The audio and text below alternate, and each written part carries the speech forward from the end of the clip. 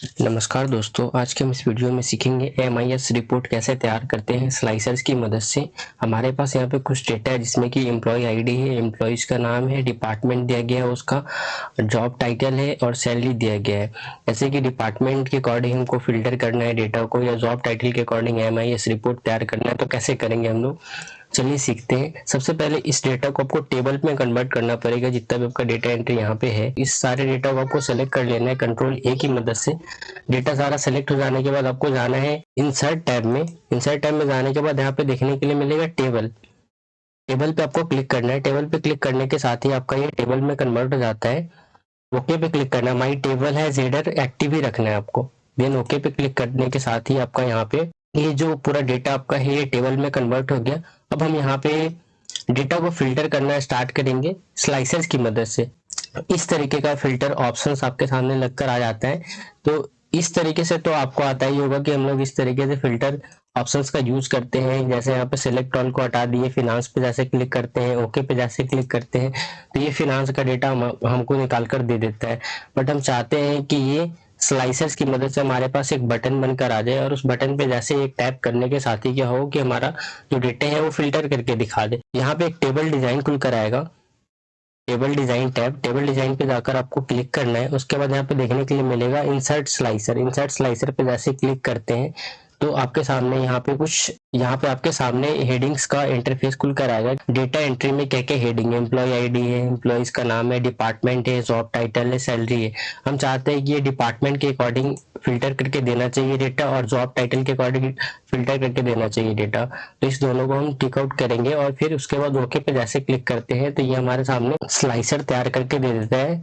और इसको हम अरेंज कर सकते हैं अपने अकॉर्डिंग। जैसे डिपार्टमेंट वाला स्लाइसर को हम अरेंज कर लेते हैं।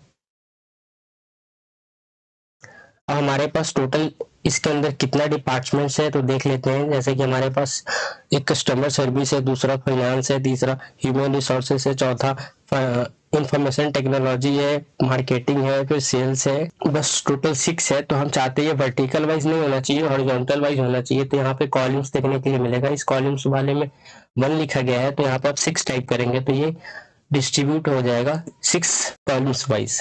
ठीक है, अब इसको अरेंज कर लेते हैं। इसका कलर वगैरह चेंज करना है तो आप कलर फॉर्मेट यहाँ से चेंज कर पाएंगे स्लाइसर स्टाइल से। अब जॉब टाइटल है तो जॉब टाइटल को भी अरेंज कर लेते हैं।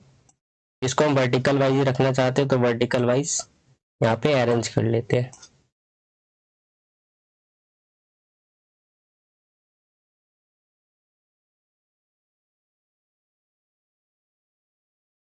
अब इसमें से हमको करना क्या है कि जैसे कि फिल्टर करना है किसी भी डेटा को। तो जैसे फिनांस से कौन कौन लोग हैं तो बस जाकर फिनांस पे जैसे एक बार क्लिक करते हैं तो यहाँ पे डेटा फिल्टर करके दे देता है कि फिनांस से कौन कौन लोग हैं।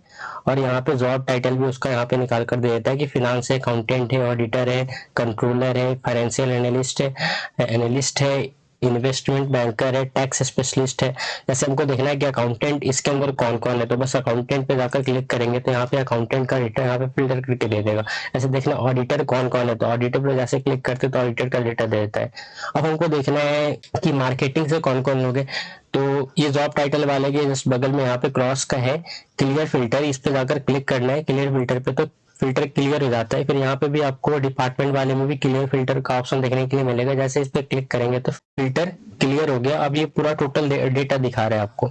अब हमको देखना है कि जैसे कि मार्केटिंग से देखना है कि मार्केटिंग का कौन कौन है और मार्केटिंग में भी इतना जॉब डेजिग्नेशन है या टाइटल है। जैसे कि ब्रांड मैनेजर कौन कौन है तो ब्रांड मैनेजर हमको देखना है। ब्रांड मैनेजर पे जाकर जैसे क्लिक करते हैं तो ब्रांड मैनेजर का यहाँ पे नाम दिखाया जाएगा, उसका आईडी दिखाया जाएगा और सैलरीज वगैरह भी यहाँ पे हमने लेकर रखा है तो वो दिखा रहा है। इस तरीके से आप MIS रिपोर्ट को तैयार कर सकते हैं। Thank you.